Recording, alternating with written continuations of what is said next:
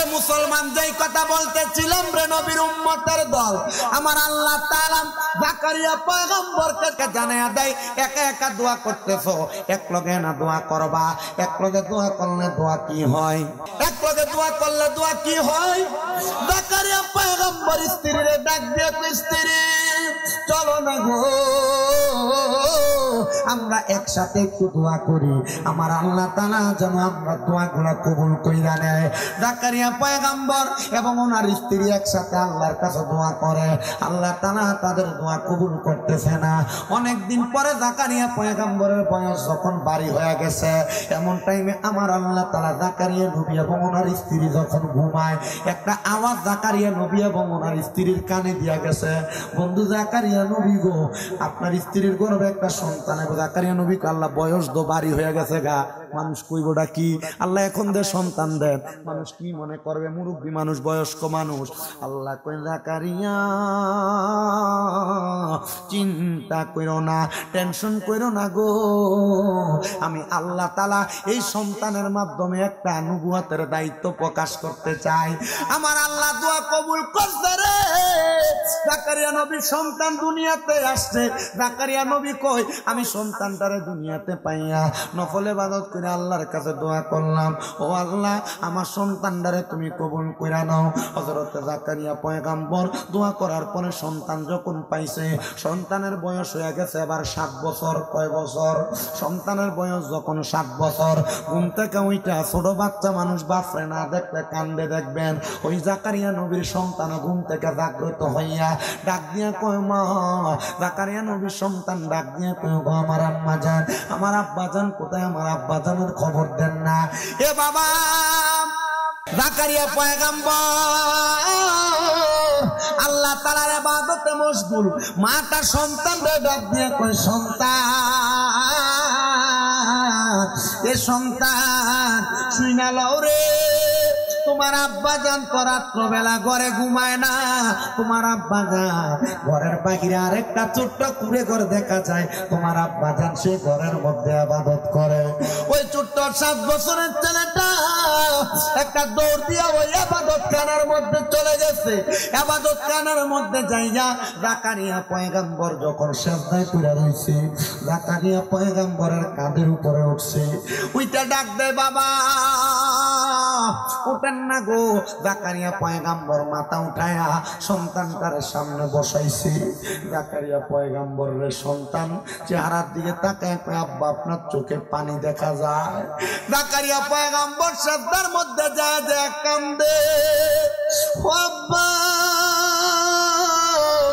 কান্দেন কেন, কান্দেন কেন? জাকারিয়া পয়গম্বর ডাক দিয়া কয় বাবা এমনে কান্দি না রে, মরার পরে কবর, কবরের পরে হাসর, হাসরের পরে মিজান, মিজানের পরে ফুলসেরাত, এই কবরের পরে হাসর, মিজান, ফুলসেরাত 3টা জায়গা পাড়ি দিয়া জান্নাতে যাওয়া লাগে। ওই কবর থেকে আর জান্নাত পর্যন্ত যাইতে যেই 3টা জায়গা পাড়ি দেওয়া লাগে।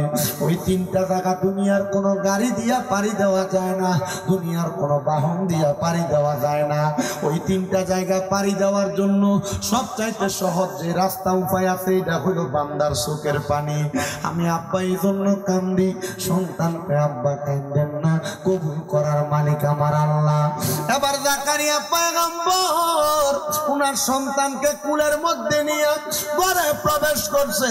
স্ত্রীরে ডাক দিয়া কই, স্ত্রী গো তুমি খাবার রেডি করো, আমি একটু সুন্দর করে ওযু গোসল করে আসি। জাকারিয়া পয়গম্বর গোসল করতে যখন গেছেন, গোসল করে আইসা জাকারিয়া পয়গম্বর ওনার স্ত্রীরে ডাক দেয়, স্ত্রী রে কই রে আমার সন্তান কই? জাকারিয়া পয়গম্বর ডাক দিয়া কই স্ত্রীর সন্তান কই?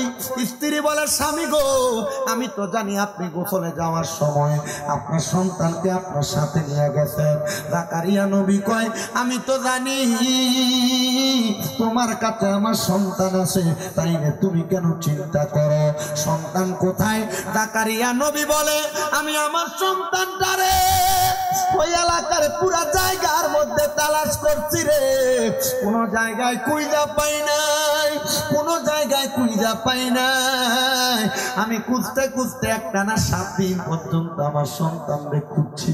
আচ্ছা, বৃদ্ধ বয়সে একটা সন্তান হইছে, 7 বছর লালন পালন করার পরে ওই ফুতেরে যদি 7 দিন খুঁজা না পাই, আপনারা বলেন তো ওই বাপটার মনে কেমনে শান্তি থাকে, ওই মাটার মনে কেমনে শান্তি থাকে?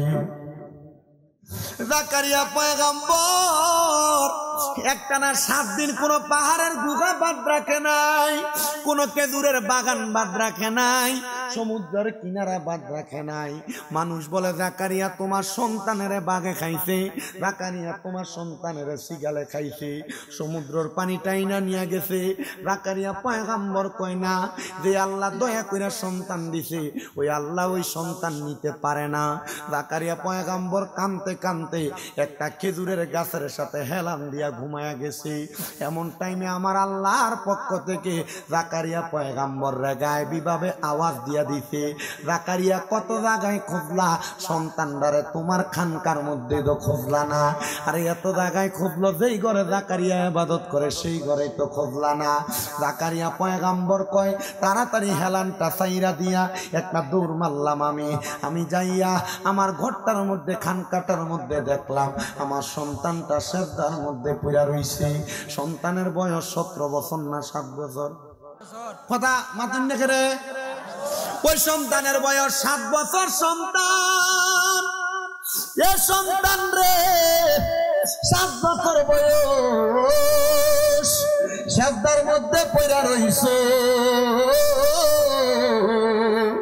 মাথাটা উঠে দেখে জাকারিয়া পয়গম্বরের ছেলে একটানা সেজদার মধ্যে 7 দিন পড়া ছিল, চোখগুলা লাল হয়ে গেছে, চোখের পানি এখনো বায়া বায়া পড়তেছে। জাকারিয়া নবী ডাক দিয়ে কয় সন্তান এমন ভাবে কান্দ কেন, কান্নার কারণটা কি?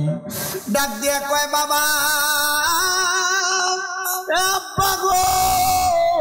এক সপ্তাহ আপনি বলছেন কবরের পরে হাসর মিজান ফুলতে রাতটা পানি দেওয়ার জন্য যেই নিয়ামতের দরকার ওই নিয়ামত হইল চোখের পানি, এছাড়া আর কোনো কিছু দিয়া পানি দেওয়া যায় না আব্বা, এই জন্য আমি চোখের পানি ফালায়া ফালায়া কান্দি।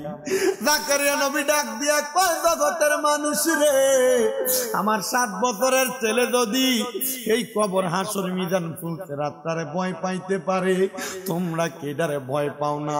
তোমরা কেডারে ভয় পাও না? ডাক দিয়া কয় ভয় তো পাই, তাইলে বলেন নাই ভয়ের কারণে আমরা কেমনে দুনিয়া আখিরাতের মধ্যে বাঁচবো? এই মুসলমান, শুধু আপনি না আমি না, এমন ভয় পাইছিলেন আল্লাহ তাআলার পয়গম্বর হযরতে ইউসুফ আলাইহিস সালাতু ওয়াস সালাম। ইউসুফ নবীর সামনে মিশরের বড় বড় রাজপ্রাসাদ, ইউসুফ নবীর কাছে মিশরের বাদশাহীর দায়িত্ব, কিন্তু মিশরের বড় রানী ওই জুলাইখা অনেক চেষ্টা করেছে হযরত ইউসুফ পয়গম্বরের সাথে মাত্র একটা সময় মেলামেশা করার জন্য। ইউসুফ পয়গম্বর কয় না আমি পারবো না। বলে কারণ কি? বলে তোমরা যদি আমারে বলো মেলামেশা করার জন্য, আমি ইউসুফ আলাইহিস সালাতু ওয়াস সালাম আমি কখনো মেলামেশা করব না। এটার কারণ কি? বলে কারণ হইল আমার আল্লাহ তাআলা দেখতেছে। পয়গম্বর ইউসুফ আলাইহিস সালাতু ওয়াস সালাম যখন ওই জুলাইখা নামক মহিলার সঙ্গে মেলামেশা করে না রে, বাদশা যখন ওনাদেরকে একটা ঘরের মধ্যে দেখছে, জুলাইখা যখন ইউসুফের ঘর থেকে বের হয়ে যায়, পয়গম্বর ইউসুফ রে যায়া ওই বাদশা ডাক দিয়া কয় কি রে ইউসুফ, তোমার ঘরের মধ্যে আমার জুলাইখার আগমন কেন হয়েছে?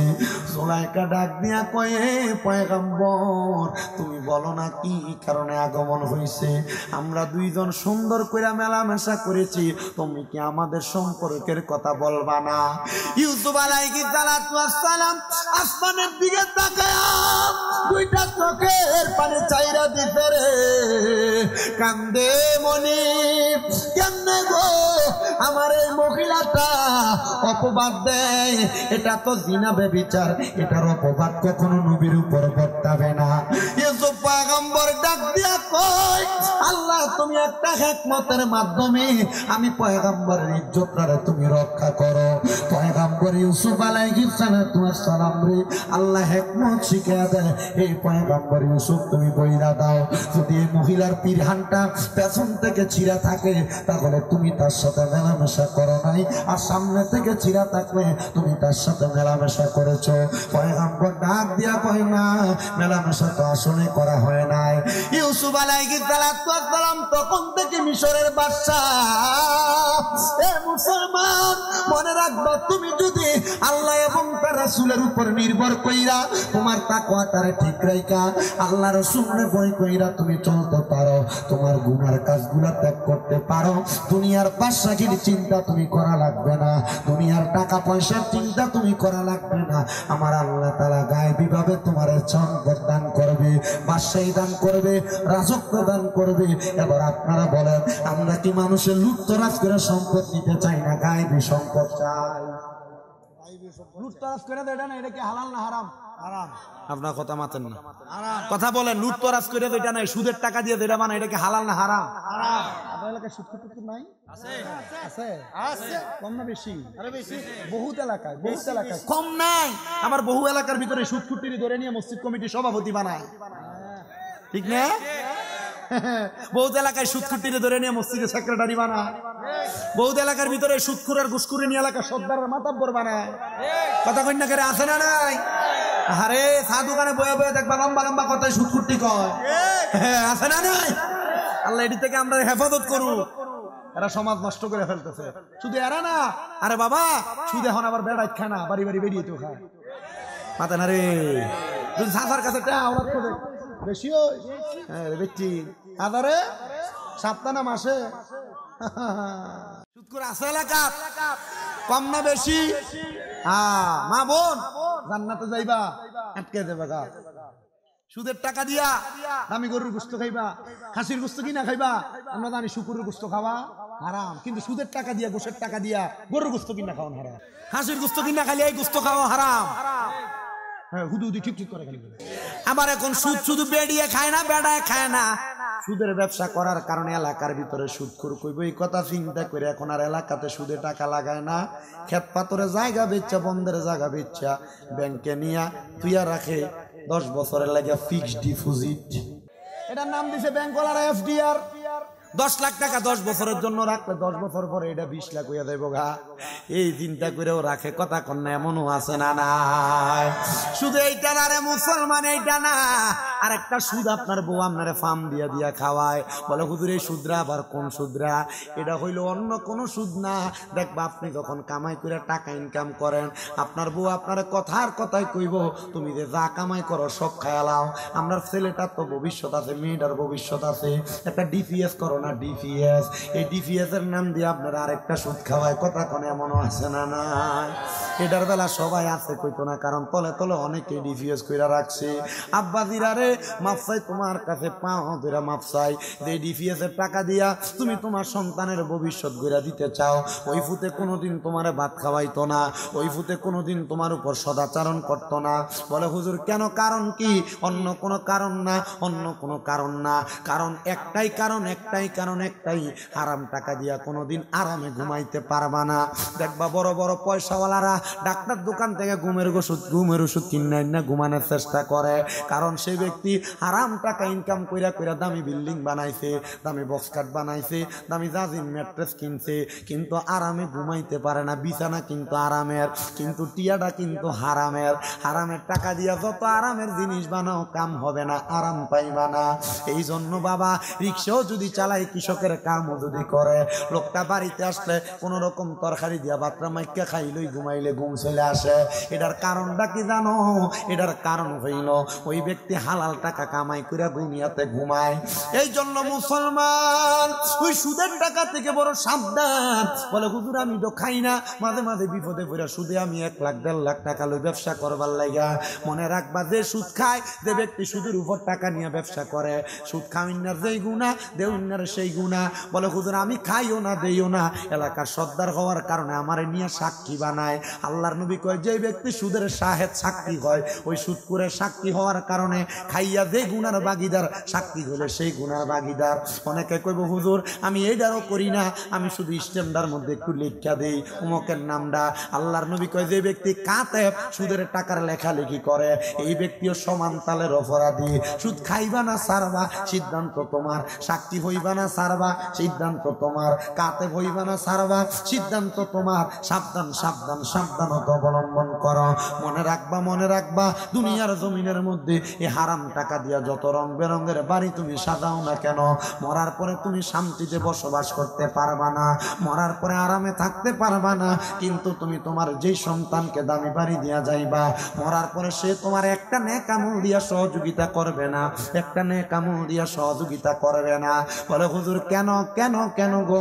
কারণটা হইল তোমার সন্তান তখন তুমি বাপের দিকে ছায়া কইব তোমারে চিনি না, তুমি মার দিকে ছায়া কইব তোমারে চিনি না। তাহলে কোন সন্তান দামি স্কুলে পড়াইবার লাগা সুদের টাকা খাও, কোন স্ত্রীর দামি সুন্দর জামা কাপড় কিনা দিবার লাগা সুদের টাকা খাও, ওই স্ত্রী তো তোমার একটা নেক আমল দিয়া সহযোগিতা করবে না। এবার আপনারা বলেন, উত্তর বগুড়া খালের বাবারা, এই সুদ খানা কি হালাল না হারাম? বাবা যে কথার মধ্যে ছিলাম, জাকারিয়া পয়গম্বরের ছোট বাচ্চা মানুষ কবরের কথা চিন্তা করে করে কাঁদতে। তো আমরা যারা এখানে বসছি, আমরা অনেকের মা, আমরা অনেকের বাবা, আমরা তো এমন কষ্ট করে করে মানুষ করে দিয়া আমরা আম্মা আব্বা কবরে চলে গেছে। ওই মা বাপ তো কবরে কেমন আছে? সন্তান আপনি একবারও খবর নিলেন না। বলে হুজুর কেমনে খবর নিতাম? মা বাপরে যে মাটি দিয়ে আসছি, এরপরে তো মা বাবার কবরের খবর সম্পর্কে আমি জানি না। ওই মা বাপ কবরে শুয়ে রইছে, কেমন আছে আমি একবারও জানি না। এই জন্য আশেক সুরে সুরে লেখে, ওরে 3.5 হাত গর্তে ফেলে কেমন করে আইলা চলে, তোমার বাড়ি আইতে দেরি হইলে যেই মা ঘুমাইতো না, ওই কবর দেশে মায়ের পাশে একটু রইলি না। কেমন আছেন বাবা মনি, কেমন আছেন মা জননী, একবারও তো ফিরা চাইলি না। ওই মা বাবারে কষ্ট দিয়া দুনিয়াতে দিন কাটাইয়া কোনদিনও শান্তি পাবি না। আরে কবর দেশের খবর লই না। মনে রাখবারের সন্তানের দল, তোমার মা তোমার বাবা বড় কষ্ট করে তোমার মানুষ করে দিয়া গেছে গো। আমার পয়গম্বর নবী মুহাম্মদুর রাসূলুল্লাহ সাল্লাল্লাহু আলাইহি ওয়াসাল্লাম নবী কয়, জগতের মানুষ, আমি নবীজির জন্মের পরে আমি আমার আব্বা জানরে দেখি নাই। আমি নবী জন্মের পরে আমার মা বেশি দিন ছিল না রে। আমি যখন ছোটবেলায় আমার মা দুধমা হালিমাতু সাদিয়ার কাছে মানুষ হইছি, আমি লালন পালন হইছি। আমার মা হালিমাতু সাদিয়া নিজের বাচ্চারে একটা দুধ পান করাইছে, আমি নবী একটা দুগ্ধ পান করছি। ও জগতের মানুষ, আমার নবী বলে, আমি নবী মক্কা শরীফের মধ্যে বাবে মহিষা সাহাবায়ে কেরামকে আমার কথাগুলা শ্রবণ করাইতেছি। এমন টাইমে আমার দরবারে একজন মহিলা আগমন করেছে। সাহাবায়ে কেরাম বলে আমি দেখলাম আমার নবী ওই মহিলাটারে দেখা দাঁড়ায়া গেছে। আমার নবীর সাথে সব সাহাবায়ে কেরাম দাঁড়ায়া গেছে। মাঝখান থেকে জায়গা করে দিয়া আমার নবীজির নিজের চাদর মোবারকটা আমার নবী নিচে বিছিয়ে দিছে। ওই মহিলা লাঠি বট দিয়া দিয়া আইসা ওই চাদরের উপরে বসছে। চাদরটার উপরে বৈশা আমার নূরের নবী রাহমাতুল লিল আলামিন নবীজির কাছ থেকে বিদায় নিয়ে চলে গেছে। সাহাবায়ে কেরাম প্রশ্ন করে, নবী গো, ও দয়ার নবী গো, আমরা তো আপনার চাদর মুবারক পাওয়ার জন্য কত কান্দি। নবী গো, এই মহিলাকে গো যারে আপনি এত সম্মান দিয়া আপনার চাদর মুবারকটা বিছিয়ে দিছেন।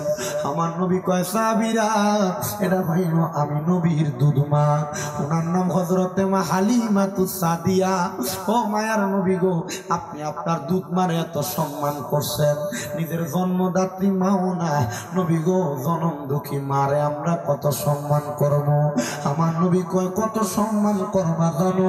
নবী গো, কেমন সম্মান করব? বলে মাঝে মাঝে সুযোগ পাইলে মার পায়ের মধ্যে চুমা দিবা। হায়রে কেন রে বাবা, কেন? আরে আমার পায়ে চুমা দিলে আল্লাহর জান্নাতের চৌকাঠের মধ্যে চুমা দেওয়া সওয়াব পাওয়া যায়। হায়রে মুসলমান, হায়রে নবীর উম্মতের দল, কোনদিন তুমি তোমার মা বাবার পায়ে চুমা দিছো কিনা আমি তো জানি না। আমার নবী যেদিন মদিনাতে আসছেন হিজরত করে, এক সাহাবী হাত তুলে কই, নবী গো, আপনি যেদিন মদিনা থেকে আবার মক্কায় যাবেন আপনার সাথে আমার নিয়ে যাবেন। আমার নবী কই, ঠিক আছে, নেওয়া হবে। অল্প কিছুদিন পরে আমার নবী মক্কার উদ্দেশ্যে যায়। ওই সাহাবীরে নেয় না, আইসা কে জানে কবর দেয়। সাহাবী, তুমি না বলছিলা নবীর সাথে মক্কায় যাইবা? নবী তো তোমারে ফেলাইয়া দিয়া একা মক্কায় চলে যায়। সাহাবী ডাক দিয়া আমার নবীজির সামনে দৌড়ে গেছেন আর হাতগুলা বাড়াইয়া দিয়া কয়, ফিদাকা বিওয়া উম্মি ইয়া রাসূলুল্লাহ, আমার মা বাবা আপনার কদমে কুরবান হোক ইয়া রাসূলুল্লাহ। নবী কয়, আমি কি কোনো অন্যায় করেছি যার কারণে আপনি আমারে আপনার সাথে মক্কায় নেন না? নবী কয়, সাহাবী না রে, আমি খবর লইলাম 3 দিন তোমার মা জননী অসুস্থ, তুমি খেদমত করো, তুমি মক্কাতে নামাজও মদিনাতে নামাজও পড়তে আসো না, তুমি বাড়িতে নামাজ আদায় করো। ওই সাহাবী, এই জন্য না আমি তোমারে ফালাইয়া মক্কায় চলে যাই। নবী গো, আমি তো নিয়ত করেছিলাম মক্কায় যে মক্কার চৌখাটের ভিতরে সুমা দিমু। বলে, কিসের নিয়ত করেছো? নবী গো, আমি মনে মনে ইরাদা করেছি যদি মক্কা বিজয় হয় আমি মক্কার চৌখাটে সুমা দিতাম। আমার নবী কয়, মা জননী বেঁচে আছে? বলে, হ্যাঁ ইয়া রাসূলুল্লাহ। বলে, বাড়িতে যাইয়া আম্মা জানের কদমের মধ্যে চুমা দিবা। আরে মক্কার চৌকাট না, আল্লাহর জান্নাতের চৌকাটে চুমা দিলে যেই সওয়াব পাওয়া যায় সেই সওয়াব তোমার আমলনামায় হয়ে যাবে। সন্তান, ও পর্দার অন্তরালের মা বোনেরা, কোনদিন মা বাবার পায়ে চুমা দিছো কিনা আমি জানি না। আমি তোমাদের কাছে আবদার করব, অনেকে হয়তো মা বাপরে জুদা করে দিয়া রাখছো, অনেকে মা বাপরে বাদ দেয় না, অনেকে মা বাপরে ধমক দিয়া কথা কয়। আমি তোমাদের কাছে আবদার জানাই, তোমরা যদি কেউ এমন কর্ম করে থাকো, আজকের মাহফিল থেকে বাড়িতে যাইয়া ওই মা ওই বাবার পা গুনার মধ্যে ধরবা, ধরে কইবা, মা ও আব্বা, আল্লাহর হস্তে আমারে মাফ কইরা দেন। ততক্ষণ পর্যন্ত তোমার মা বাবা মুখ দিয়ে বলছে তোমারে মাফ করে দিছি, ততক্ষণ পর্যন্ত তারার ফাউডা ছাইরো না। বলে, হুজুর কেন? কারণটা কি? কারণ ওই মা বাপ মাফ না করলে আমার আল্লাহ তোমারে মাফ করছো না। আমার আল্লাহর নবী কয়, সাকাতুর রাব্বি ফি সাকাতিল ওয়ালিদাইন, আম্মা আব্বার অসন্তুষ্টিতে আমার আল্লাহ তাআলা অসন্তুষ্টি হয়ে যায়। রিদার রাব্বি ফি রিদাল ওয়ালিদাইন, আম্মা আব্বার সন্তুষ্টিতে আমার আল্লাহ সন্তুষ্ট হয়ে যায়। তুমি ওই মা বাবার মনে কষ্ট দিয়া পুরা সিলেট বিভাগ পুরা বাংলাদেশের বড় আলেম দিয়া ওয়াজ করাইবা, আল্লাহর কসম এই ওয়াজ দিয়া কোনো হেদায়েত হবে না, এই ওয়াজ দিয়া কোনো লাভ হবে না। কত মা বাবারা বাড়িতে যাইয়া চোখের পানি ফালাইয়া কান্দে, ফুতে বাদ দেয় না, ধমক দেয়। 10-20 টাকা চা খাইবার লাগা ফুতের কাছে ছায়া ছায়া নেওয়া লাগে। সন্তান, আব্বার চোখের দিয়া যদি 1 ফোঁটা পানি তুমি ফুতের লেগে আসে, মার চোখে দিয়া যদি 1 ফোঁটা পানি তুমি ফুতের লেগে আসে, মনে রাখবা, টাকা কামাই করতে পারবা, শান্তি পাইবা না। দুনিয়াতে ধনী হইতে পারবা, শান্তি পাইবা না। হায় রে ও আমার মুরব্বী বাবারা, যুবক নওজোয়ান ভাইয়েরা, আজকের মাহফিল কবুল হবে কি হবে না এটার গ্যারান্টি কেউ দিবে কিনা আমি জানি না। তবে আমি একটা গ্যারান্টি দিয়া দিই, আগামীকালকে যদি শোনো এলাকার কোনো মুরব্বী বাবা দোকানে বৈশা বলে, হ্যাঁ শামীম রাজা যেই ওয়াজ করছে এ ওয়াজ শুনে আমার ফুতে বাড়িতে যে আমি বাপের পায়ে ধরে মাপ চাইছি, কিন্তু আমার ফুতে কোনোদিন আমার লগে অন্যায় করে নাই। সন্তান মনে রাখবা, অন্যায় করো আর না করো, মা বাবার পায়ে ধরলে দাম কমে না। মা বাবার পায়ে ধরে মাপ চাইলে ইজ্জত কমে না, সম্মান কমে না। মা বাবার কদমে ধরে মাপ চাইলে আল্লাহ সম্মান মর্তবা বাড়াইয়া দেয়। যদি শোনো মুরব্বীরা কয় হ্যাঁ ওয়াজ শুনে আমার ফুতে আমার পায়ে ধরে মাপ চাইছে, মনে করবা মাহফিল কবুল হয়ে গেছে। কিন্তু অনেকে চিন্তা করে, হুজুর যাদের বাড়িতে আব্বা আছে তারা বাড়িতে যাইয়া আব্বার পায়ে ধরে মাপ চাইব, আমার তো আব্বা নাই, আমি কার পায়ে ধরে মাপ চাইব? হুজুর যাদের বাড়িতে মা আছে তারা বাড়িতে যাইয়া মার পায়ে ধরে মাপ চাইব, আমার তো মা নাই, আমি কার পায়ে ধরে মাপ চাইব? সন্তান চিন্তা করবা না, একটু পরে আখিরি মুনাজাত হবে। আখিরি মুনাজাতের ভিতরে রব্বির হামহুমা কামা রব্বায়ানি সগীরা ওয়া কুর রব্বির হামহুমা কামা রব্বায়ানি সগীরা বইলা। আমার নবী কয়, কোন সন্তানের মা মারা যাওয়ার পরে, বাবা মারা যাওয়ার পরে চোখের মনি কোঠার মধ্যে একটা মাছির মাথা পরিমাণ পানি চাইরা দিয়া যদি কান্দে, ওই পানিটা মাটিতে পড়ার আগে আমার আল্লাহ তার মা বাবার জীবনের গুনাহ মাফ করে দেয়। আমি জানি না আজকের মাহফিলে কে বসছো তোমার মা কবরে, কে বসছো তোমার বাবা কবরে। তোমার আব্বা বড় কষ্ট করে তোমারে মানুষের মতো মানুষ করছে, নিজে না খেয়া খাওয়াইছে। ও সন্তান, মন্ডার ভিতরে কি আব্বার লাগে একটু দরদ লাগে না? তোমার আব্বা নিজে না খেয়া যে খাওয়াইছে, তোমার আব্বা সিরা লুঙ্গিটা পড়ছে, তুমি সন্তানের দামি জামা কাপড় কিনা দিছে, এখন তোমার পকেটে টাকার অভাব নাই, আব্বাটার বড় অভাব, আব্বাটা অন্ধকার কবরে শুয়া রইছে। কইরে সন্তান, আব্বারে দি 500 টাকা দিয়ে একটা লুঙ্গি কিনা পরাইতে পারো না? এ সন্তান, আম্মার কাপড়টা সিরা ছিল, কাপড় রাস্তার মধ্যে 10-5 টাকা বাইন্দা রাখতো, তুমি ফুতের স্কুলে মাদ্রাসায় যাইতে কামে যাইতে দিয়া দিত। কই মাটা দিয়ে আজকে অন্ধকার কবরে, কই তোমার মারে দি তুমি 500 টাকা দিয়া কিনে একটা কাপড় পরাইতে পারো না? ওই মা কবরে। সন্তানের দলেরা কারে পরাইবা কারে খাওয়াইবা, মা বাপ দিয়ে অন্ধকার কবরে। নবী কয়, ওই আমি সেবি নাই, সেবিতে পারি নাই, আমি সেবি নাই, সেবিতে পারি নাই, সেবিও আমার উম্মত, সেবিও আমার উম্মত। বাবাকে তোমরা কাবা জানিও, মদিনা জানিও, মাকে যদি গো তারা বেঁচে থাকে। নবী বলে, আমি করি নাই, করিতে পারি নাই পিতা মাতার খেদমত, করিও আমার উম্মত, করিও আমার উম্মত। বাবার মুখেতে মায়ের মুখেতে যে তুলে দেয় খানা, রাজি থাকে রাব্বানা। নবীজি বলেন, আমি করি নাই, করিতে পারি নাই পিতা মাতার খেদমত, করিও আমার উম্মত। এ উত্তর বগুলা খালের বাবারা, মা বাপ বাড়িতে নাই, তোমার বাড়িতে কত মেহমান খানা খায়, কিন্তু মার মুখে 1 লোকমা খানা, বাবার মুখে 1 লোকমা খানা তুলা দিতে পারো না। আম্মা আব্বা অভাবের কারণে তোমারে 1 কেজি আপেল কিনে খাওয়াইতে পারছে না, বাবা বাজার থেকে 1টা আপেল কিনাই না তোমারে কাটতে কাটতে খাওয়াইছি। এখন তোমার কাছে টাকার অভাব নাই, আব্বারে 1 কেজি ফল কিনা খাওয়াইবা, কিন্তু বাবা তো অন্ধকার কবরে শুয়া রইছে। তোমার আব্বারে যদি প্রতি মাসে 1000 টাকার ফল কিনা খাওয়াইতা, 12 মাসে তো 12,000 টাকার ফল খাওয়ানি লাগতো। এ সন্তান আব্বা আম্মারে যদি ভাত খাওয়াইতা, মাসে যদি 2000 টাকাও মা বাবার পেছনে লাগতো, 12 মাসে তো 24,000 টাকা মা বাবার পেছনে লাগতো। তোমার মা বাপ তোমার বাড়ি গাড়ি গুলা দিয়া গেছে, তোমার মা বাপ তোমার বন্দি দিয়া খেত পাথরে জাগাড়ি দিয়া গেছে। যদি মা বাপ এটি বেচ্চা যাইতো, তুমি কোন জায়গায় থাকতা? একবার চিন্তা করে দেখো, যদি ভাড়া থাকতে যাও সর্বনিম্ন 5000 টাকা একটা রুমের ভাড়া যদি তুমি ধরো, চিন্তা করে দেখো ওই 5000 টাকা ভাড়া দিয়া থাকলে মাসে বা 12 মাসে 60,000 টাকা ভাড়া লাগতো। তোমার মা বাপ তো অন্ধকার কবরে, তোমার কাছে ভাড়া চায় না, তোমার কাছে টাকা চায় না। একটা সন্তান শুধু হাতটা বাড়ায় কইবা, হুজুর আমার মা বাপ বাচ্চা থাকলে মা বাবার পেছনে খরচ করতাম, আগামী বছরে মাহফিলের ভিতরে আমি এই প্যান্ডেলটা দান করে দিমু। আমার আব্বা কবরে, আমার আম্মা কবরে, হুজুর আল্লাহ যেন আমার আব্বার কবরের ভিতরে জান্নাতের একটা সামিয়ানা লাগাইয়া দেয়, আমার আম্মার কবরের ভিতরে একটা জান্নাতের সামিয়ানা লাগাইয়া দেয়। আসেননি একটা সন্তান, মা দুনিয়াতে নাই, বাবা দুনিয়াতে নাই, আগামী বছরের মাহফিলে প্যান্ডেলটা কইরা দিবা।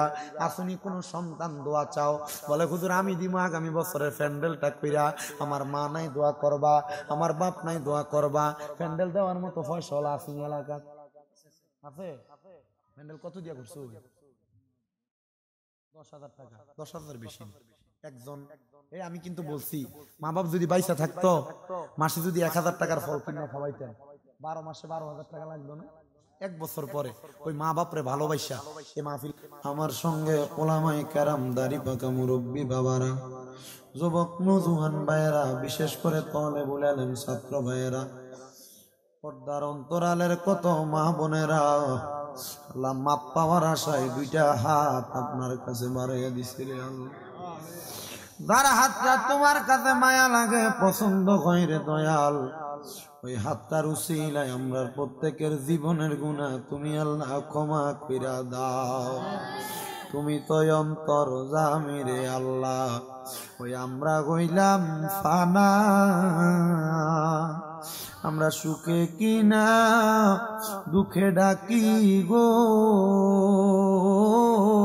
আল্লাহ, যাই না কি জানো না রে আল্লাহ, করো আল্লাহ জানো তোমার মনি। আল্লাহ কে জানে গাছ বাড়াইছে, কার জানি জগতের মধ্যে বাবা নাই রে বাবা, যেই বাবা রিক্সা চালায়া মাটি কাইটা মাথার গাম পায়ে পালাইয়া পরের বাড়িতে বদনার কাম কইরা সন্তানরে মানুষের মতো মানুষ করার জন্য আব্বা নিজের রক্তরে পানি বানাইছে, এমন আব্বা যাদের কবরে আব্বার কবর জান্নাতের বাগান বানাইয়া দাও। কে জানি হাত বাড়াইছে, কার জানি জগতের মধ্যে মা নাই। আরে যেই মা 10 মাস 10 দিন গর্ভে ধারণ কইরা সন্তানের প্রসব বেদনা গুলা সহ্য করতে মার বড় কষ্ট হইছে, অমনি এমন মা যাদের অন্ধকার কবরে আল্লাহ আমার কবরটার জান্নাতের বাগান বানিয়ে দাও। আল্লাহ কে জানি হাত বাড়াইছে, মাও নাই বাবাও নাই, জনমের এতিম, কেমন আম্মাই আব্বার কবরে আরাবে মরিয়া গিয়াছেন আল্লাহ, যারার মাও বা মাফ করিয়া দেন না গো আল্লাহ কবরে রাজা, কত আদর করছেন মা গো দুধ কলা খাওয়াইয়া, এখন কেমনে শুইয়া গো রইছেন কবরে যাইয়া। আল্লাহ আল্লাহ কার মা নাই, কার বাবা নাই, তোমার তো জানার বাকি নাই, তাদের মা বাবার কবর জান্নাতের বাগান বানিয়ে দাও। যাদের মা বাবা বেঁচে আছে হায়াতে বরকত দান কইরা দাও আল্লাহ। যাদের মা বাবা অসুস্থ গো শেফা আদেলা কামেলা নসিব করে দাও আল্লাহ। আম্মা আব্বার খেদমত করার মতো তৌফিক দান করো।